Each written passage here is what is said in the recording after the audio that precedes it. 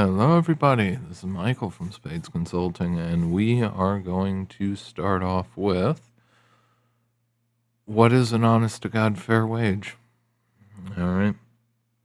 In the United States, now, before we actually get into it, the whole reason that I feel like I have to do this video is because I've seen an ungodly large amount of information coming out where companies are complaining, of course, that they can't find workers, and the immediate response that most people throw out is it's not that you can't find workers, it's you can't find people that will work for dog shit wages. And that's true. That's absolutely true. So let's get into it. Plumbing company, and this is common among the plumbers, and particularly the trades, considering they're constantly crying about shortages, and it's becoming a national security concern that we don't have enough electricians, enough carpenters for military and federal installations, let alone anything massive like an entire rollout of an updated power grid that will be able to handle the sheer volume of electrons we're going to have to send across the lines existing and the new lines in order to power the AI future. Back to the point, plumbing is an easy target because you consistently see plumbing companies offering the quote unquote competitive rate of $15 an hour. Right off the top, the only response I have to that is, what world are you living in? So, one of the things that I talked about a while back, I forget which Substack. It might not have been Substack. It might have been the actual booklet. Let me check real quick. Books and pubs and post-college what's worth pursuing, which you can find on the site. Anyway, one of the topics that I brought up in that was the amount of stories that I've gotten from people who've worked for companies trying to get into the trades. And in the case of plumbers, immediately, if you actually get any of the certification or paperwork, any of the sign-offs done, the plumbing companies fire these people immediately. Now, given they'll come up with some kind of reason, some kind of cause, they'll generate something, or they'll put these guys in a position where they're just like, well, no, I'm not going to accept that. I'm out, and people quit on their own. These companies in particular are looking for cheap labor that they can keep on the hook with the idea that, yeah, we're going to sign off on all your books, and yeah, you definitely have all this practice time as an apprentice, and I don't know. If you ever actually get it, they don't want to actually have to pay a full rate. That's why they'll have one or two legit plumbers, and then these plumbing companies will just hire out grunts who will do all of the work that plumbers will do, or 90% of it at least. And they get less than Walmart wages now. All right. Now, given Walmart did roll back some of their COVID era wage increases, but the tide has turned. All right. $15 an hour is not competitive. Okay. That is welfare line wages in this country now. 3 years ago, $20 an hour was good money. Today, $20 an hour is right on the verge of slipping into welfare wages. All right. And particularly when it comes to the contractors, big or small, contracting companies, construction companies, anything involving the trades and everything else. You've got guys who spent 20 years working their way up to get $30 an hour, who are throwing fits because the cost of getting new workers is $30 an hour base, and people want to try to the old timers, mid years, and the old timers. They want to suppress the rates for the young guys because if the young guys walk in and instantly are getting paid $30, then they wasted 20 years of their life trying, working their way, slaving their way up to those wages. Here's the reality, just bare as it is. The wage for reasonable doesn't necessarily have to be high intensity labor, but quality labor that shows up on time, that can do quality work at various levels of intensity, starts at $28 an hour now and runs to 35-ish. Okay? 28 to 35 for somebody who's not showing up to work drunk or high and can do the job very well. All right? Now, given they're not going to come in most places, they're not going to come in and know immediately how to do the job. Obviously, there's a certain amount of acclimation and training that comes with it, at least with the first 3 months. Okay? That's just the cost last year going into this year, 25 into 26. The fair rate by the end of 2026, if inflation keeps on the way it is and cost of living keeps rising, mostly cost of rent, but cost of living overall, tied in with the increased costs from health insurance, the average wage that you're going to have to pay entry level is going to be 36 to 44. Now, if you're sitting there making $10 an hour and thinking these numbers are insane, trust me, I do have a little bit of the psychological block and hesitation of that, but here's the reality. Any company that's paying less than 28 an hour for hourly labor, they are either like, the fact that the only way that people can work these jobs, these lower hourly pay jobs, the only way that people can work these jobs is if they're supported by their parents or they're supported by the welfare state. As you've seen, the welfare state has been getting cut up and hacked up a bit. Okay? And it's probably going to continue to be dismantled over time. This is something that happens over a long-term process, but companies left and right are bucking as hard as they can to not have to pay legitimately living wages. For the longest time, wages have been quietly, essentially all of this labor was able to be discounted because of the government programs, because of housing assistance, food stamps, Medicaid, and all the other programs attached to it. Okay? With a declining welfare state, because the cost of, maintaining this floor, all right, of subsidized labor is getting to be a bit too high, especially moving into a future where it's more autarkic. Okay? We're moving into an economy, at least the hope is we're going to move into an economy that's much more self-sufficient and not reliant on global supply chains and global labor. All right?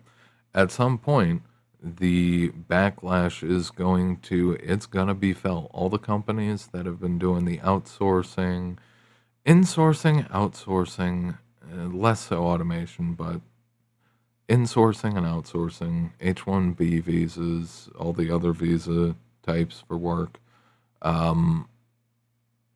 But most importantly, the companies that have outsourced all of this labor are going to get nipped at some point.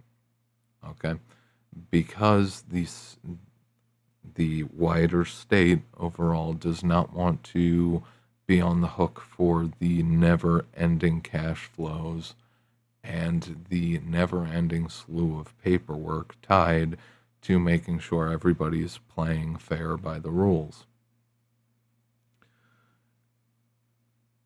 The economy we're moving into is not going to afford these companies discounted labor.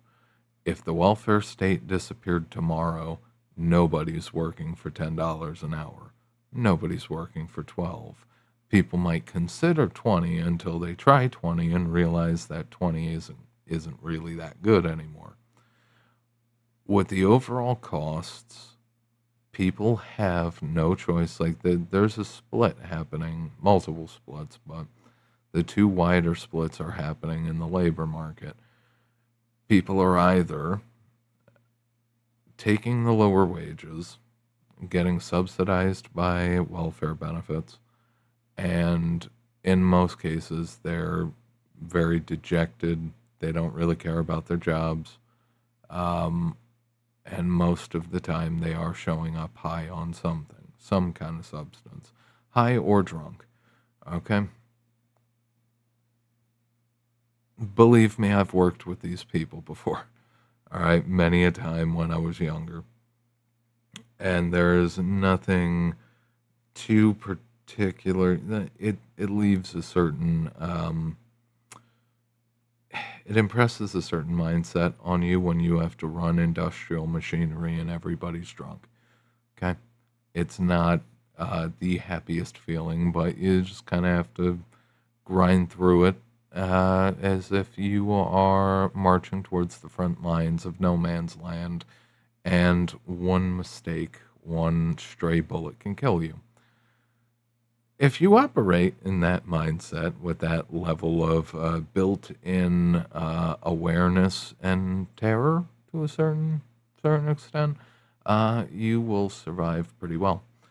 Um, Regardless, the reasonable rate, if you, as an employer, if you want people to show up on time, not be problematic, not have economically induced drama constantly coming up, okay?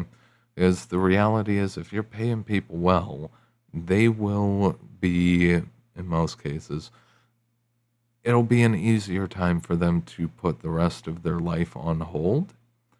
But the second that the wages are buying less and less and less, the outside stressors start to take a larger part on their mental capacity and their emotional and, to a certain extent, their physical capacity as well. If you're not paying people enough, they're going to show up tired. They're going to show up drunk, high, strung out. They're going to have more issues getting to work because cars are going to be breaking down because nobody's maintaining them and they can't afford to maintain them. And God knows they can't do it themselves because everything is modulars and computerized. And if you sneeze near a circuit, it blows. Okay? And it's not easy to track down necessarily when you cannot get a hold of wiring diagrams anymore for some of these models, and you're dealing with dealer-only parts. And God knows if you try to fix anything yourself and not wait however many months it will take, 1 month to 6 months, to get an issue fixed. If you try to fix it yourself, you void the warranty, and then you're screwed if you have anything slightly newer. Okay? There's a lot of headaches in the modern economy. All right? Most of what ties people's time up in this life is dealing with the complexities that have just compounded over the past 10 years. Okay? You cannot, all right, and this is the thing. You can, technically, you can get away with paying people relatively low wages. But what are the consequences of that to your business? And this is the thing, this is an important balancing factor. If you pay a bunch of people to work for you and you're paying them bare minimum, you're going to get bare minimum. All right, you might be able to get better performance out of young people trying to get into the economy, trying to get their first jobs, especially Gen Z. But for the most part, we've had, what is it, 1970s, 30, 56 years of labor getting shafted because the ability to outsource, offshore, automate, 56 years plus of labor getting shafted. Like touching back on the contractors and the unionized trade workers, the ones who are complaining about young guys making $30 an hour really don't seem to comprehend that, it may have taken them 20 years of working their asses off to get to $30 an hour. But in reality, their skills are worth 60 to 90 an hour. And they're also working at a discount. It's just that the majority of labor, like pure blood capitalists, people on the right, libertarians will say, you have to negotiate for higher wages.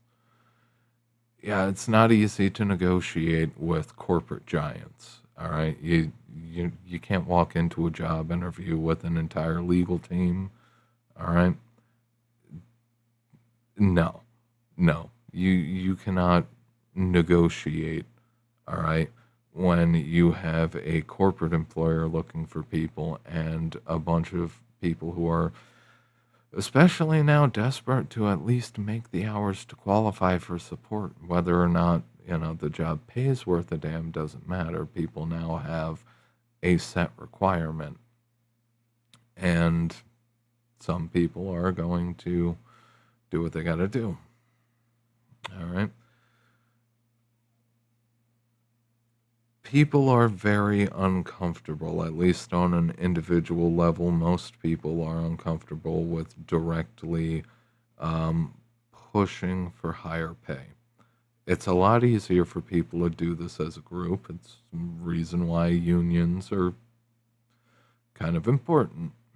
All right. I'm not necessarily against unions. I'm not necessarily for unions. I've seen the corruption of management teams and the damage that it does. And I've also seen firsthand just how corrupt the unions really can be. All right. It is, it's tragic and dramatic. Just the amount of what I've seen. And this is before, professional capacity me. This is, well, at least trying to be reasonably professional. Pre-professionalism days, my God, just this sheer amount of, like, and it came out years later too. At least some of the corruption came out, what was happening with that one particular union in one particular place. It's not a good time. But at the same time, you don't necessarily need a whole union backing. You can legitimately, and I'd recommend this, group up with your fellow coworkers and create an informal union. That more subversive way of dealing with it is if you come out and, be fully honest, forthright, and open about it. Corporate employers who've been able to get away with an incredible amount as of late for the past 10, 15, 20 years.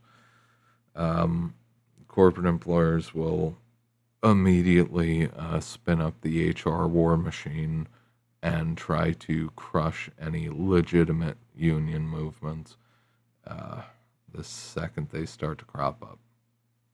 All right. Unfortunately, corporations are dirty. Unions are dirty. Most organized anything is dirty. All right.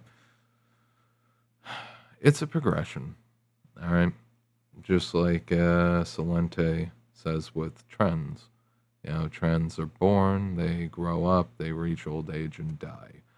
It's the same thing with corporate structures. They're born, they're relatively clean, they're on point. They start to age, and then they start to bend some more of the rules, and then they get a little too comfortable with the amount of power that they have, and they trend towards abusing it. And then towards the end of a corporate lifespan, you're looking at widespread corruption and circumstances that normal people just find intolerable. And then you get the death of the corporation because at this point they're screwing their workers, they're screwing their customers, they're even screwing the government if they have contracts, whether it's local, state, federal, doesn't matter. Foreign, it doesn't matter. Um, Back on point. This year, at least for the first half of the year, 2026, the fair rate for competent, sober labor that shows up and doesn't, create headaches is 28 to 35. You might be able to get away with paying people 25 for the first 3 to 6 months. Just to train them up and see if they're going to stick around. Otherwise, it is 28 to 35. Okay. And there has to be, if you want to get people to stick around, there has to be a double skip progression because you can't just start at 28 and then every year get them $1 more. All right, that's not going to work. It's not going to work because by halfway through next year, if they're not already in the 36 to 44 band, they'll be finding an employer that will offer it. All right. And again, anybody who balks at this, there are McDonald's locations paying $20 an hour. Gas stations are paying $20 an hour. Okay, not everyone, but a good number. All right, the ones that people actually like to go to are paying $20 an hour. All right, minimum. All right, just getting somebody to just show up to work at a Wendy's is costing 25. Okay, these changes are happening as it comes back to the contractors. I got to say how it is.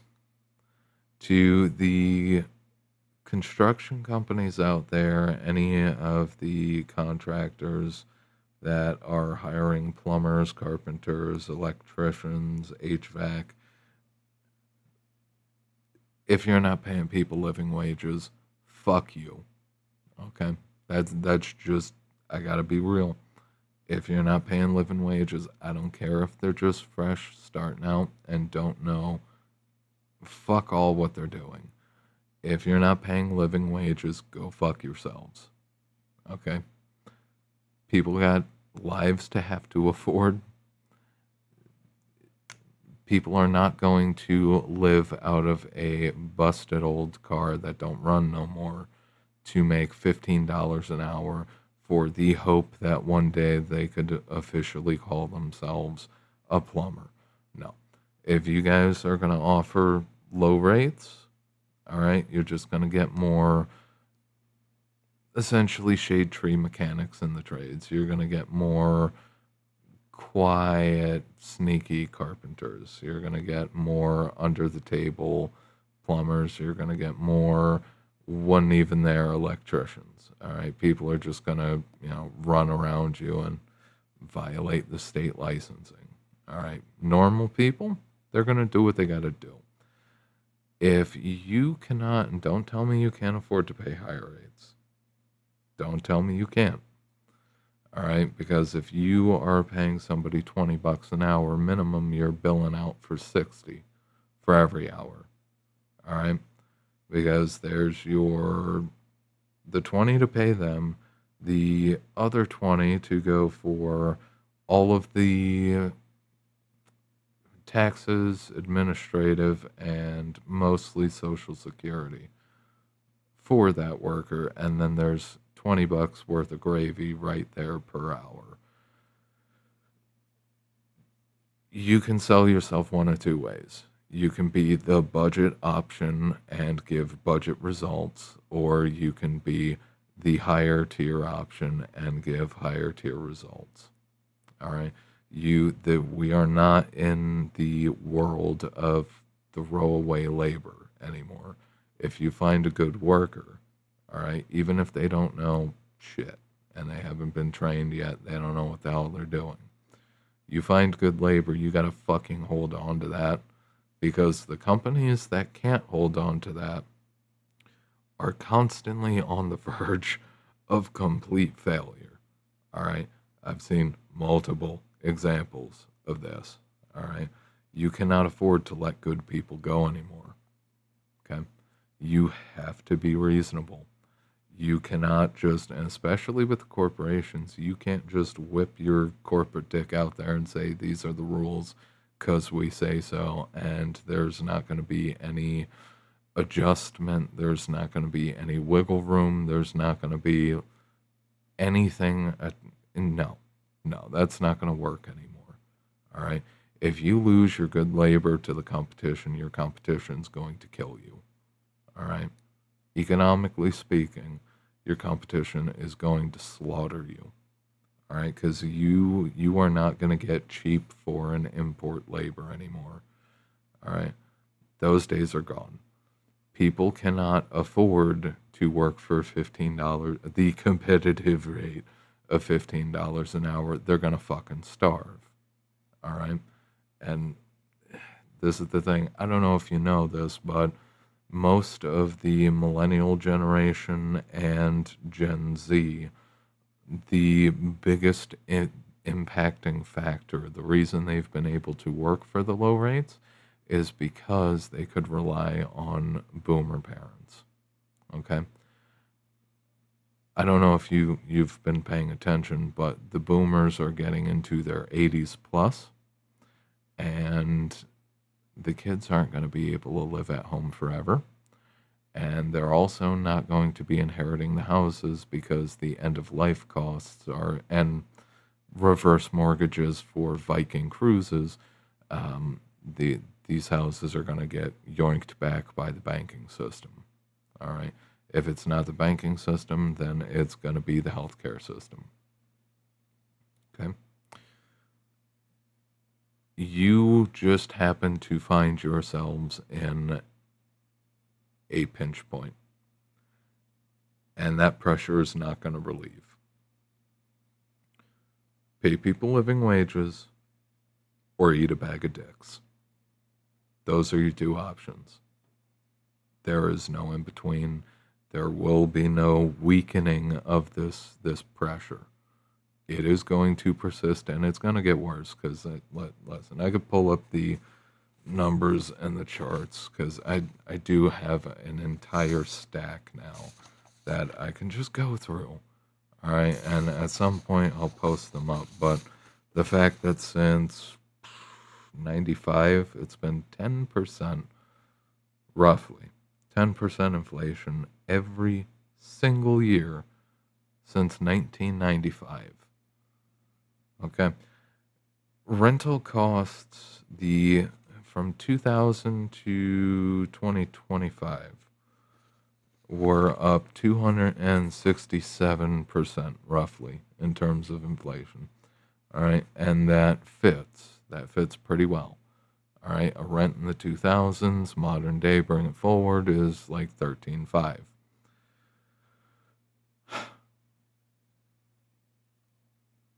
The problem with the inflation isn't necessarily the inflation itself. It is the expectations moving forward for inflation. And the fact that if you don't want to lose purchasing power, if you don't want to lose your ass, you have to charge more on the front end to compensate for whatever the losses are going to be on the back end, which is why next year it's going to be 36 to 44 an hour. Okay. The compensation, the forward compensation is happening throughout all of the supply chains for everything tied to a person's cost of living. The fact that the 13.5 rentals are now starting to move for 2,000. Okay? $2,000 a month rent. These used to be New York prices, and these are increasingly the prices in the not so much backwater, but the nearby the backwater areas of the country. Now, given that's not necessarily to say that people can afford $2,000 a month either. Increasingly, the debt market is under a whole lot of strain because obviously you've got two generations now, two full generations of working age that have realized that they're never going to own houses, and they're also not going to be getting the $80 trillion boomer savings in inheritance. They know they're not getting boomer grandma's house. Okay. You've, God, you've got generations that can't afford to roll over anymore. Okay. Considering that they know that they're not going to be able to own houses unless the market collapses, and knowing that the system cannot afford for the housing market to collapse and will do nearly anything to prevent it. All right. These kids are realizing, especially the younger ones, are realizing that there is no point in maintaining a solid credit score, borrow all the money they want, and never pay a dime back. They just block the debt collectors and they don't care. They don't care. There's no benefit to playing the game anymore, or the benefits largely have vanished. Okay? Looking at it for what it is, with forward adjustments to try to front run yearly inflation, and the fact that these adjustments are persistent and that the inflation is not going to stop anytime soon. People cannot afford to play these games with you anymore. If you don't pay people a living wage, you're not going to have labor. All right? Especially when you consider that word gets around incredibly quick now. All right? You don't have to worry about just pissing off one person anymore. All right? They go out into the world and they start talking about what goes on at your company. Even if you have NDAs, NDAs don't cover criminal behavior. People start openly talking about publicly shareable information, and the not so openly shared information, your companies are going to have zero interest. Even at a time where a lot of people are dying for jobs, with 31% layoffs before Christmas of the corporations, you're going to have people who won't even consider it. All right. And then once you put so much more weight on your existing staff, they break, then you just run out of labor entirely. All right. It's the thing. You have to be forward looking with these things. And you do also, I don't care whether you want I don't care whether you like it or not. You cannot afford to get away with paying low rates anymore. You just can't do it. You have to keep up with the pack. People's standard of living is collapsing. They are in one of two camps: welfare or not welfare. All right. And the costs across the board, this forward adjustment is going to continue. It's going to persist, which means you have to forward adjust the wages as this is happening. All right. If all of a sudden change happens and the honest to God inflation goes down and stalls, perfect. Then you won't have to adjust the wages anymore. But until then, you got to be proactive. You got to get those wages up. You got to work on keeping your quality labor happy. And you have to do what every other company is beginning to do now. You have to cross your fingers, hope, and pray that the entire labor market doesn't collapse, the entire economy doesn't collapse. You have to hope that nothing else bad goes wrong. All right? You really, at this point in the game, one major event, it doesn't even have to be a major event, it could be relatively minor, but placed in the right location, and you can unwind the entire debt market, the entire housing market, triggering even more inflation when the government prints to cover all of that. Our economy is so weak right now that we literally cannot afford a sniffle. All right, and God knows if we ended up with another sniffle like 2020, it's beyond all bets are off. Regardless, fair rate 28 to 35 up until halfway point through this year. Once you get through summer, you're looking at 36 to 44. Make your adjustments now. Do not get caught with your pants down. All right. And I think I'll wrap it up with that. You guys have a good one. Whether you are individuals or businesses, we do offer consulting. Check out spadesconsulting.com. If you are interested in written work, check out the Substack. It is linked in the description below. And of course, check back here for whenever I get around to doing more videos, because honestly, I have been taking it easy. I won't lie. A switch flipped with New Year's, given I did mention in another video that a surprising amount of people just dropped before the ball did. And it's just, I was just sitting there like, how in the hell? I mean, to be fair, at the very least, they didn't drop as soon as the ball did. That would have been a little bit suspicious and questionable, but at the same time, way too many people that I know dropped recently, and it changes your perspective a little bit. The more you have to deal with the losses on that scale, it reshapes you. That's what I'll say. Regardless, this has been Michael from Spades Consulting. I will see you guys next time.